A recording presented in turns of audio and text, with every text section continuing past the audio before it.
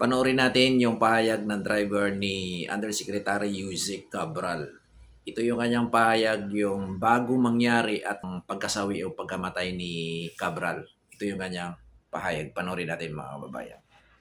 Kaya lang, parang dumidikit siya ron na baka sabi ko, baka mahulog, ma-off balance. Kaya sabi ko, huwag ka dyan ma'am, baka ma-off balance ka. Eh, 3 beses ko siya sinaway. Kaya lang, ganun pa rin. Pero nung bandang huli nung inano kami ng pulis, hindi na. Kasi tumabay na akong papunta ron. So, iniwanan mo siya? Hindi po, sakay ko. Kasi Okay. tinaboy po kami ng pulis eh. Okay. Huwag daw po magtambay dito, kaya umalis po kami. Okay, nung nakaalis na kayo, saan kayo napunta? Dumiretso po kami ng doon na sa kumain doon sa malapit sa Iyon Hotel. Okay. Tapos pagkatapos kumain, Sinita doon na sila kami ng sa pulis. Iyon, nag-check-in na. Okay. Bandang mga 2:30, sabi niya, babata kami papunta rito. Oo. Ayun, binaba kasi dito ng 3 o'clock.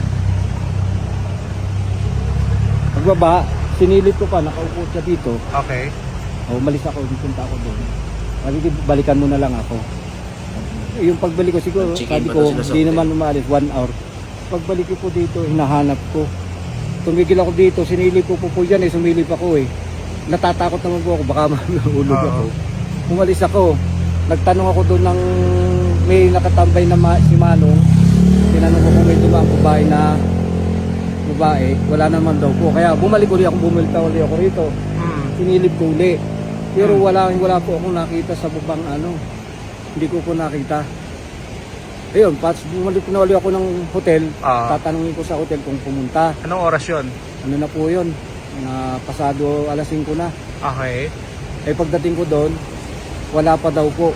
Eh di bumalik ulit ako papunta rito. Sinuyot ko ulit papunta rito. Tinignan ko ulit ito. Kasi sa baka ako nagtambay-tambay ng wala po.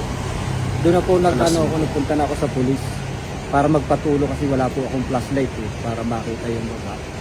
Ayun na po, yung pagsilip dito galik namin, na-flashlight niya na doon yung tao na doon sa baba. Pabalikan ko na lang siya. Kuya, kanina nung inaangat yung body bag, anong naglalaro sa isip mo nung nakita mo na siya? Wala, naiyak na lang po ako.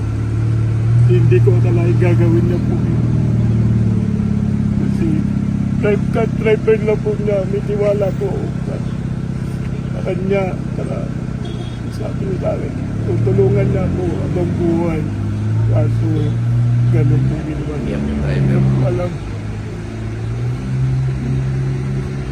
Yun lang po. Pero hindi na itanong ng reporter, anong naging dahilan? May nabanggit ba sa kanya yung amo niya kung bakit kailangan nilang huminto doon sa gilid? Diba? Pag ikaw isang driver, magtataka ka mapapansin mo kung kaya nahinala ba yung ginagawa ng amo mo o sino yung kausap niya, di ba? So, siguro, hindi natin alam. Medyo putol yung video mga kababayan, siguro edited na yan.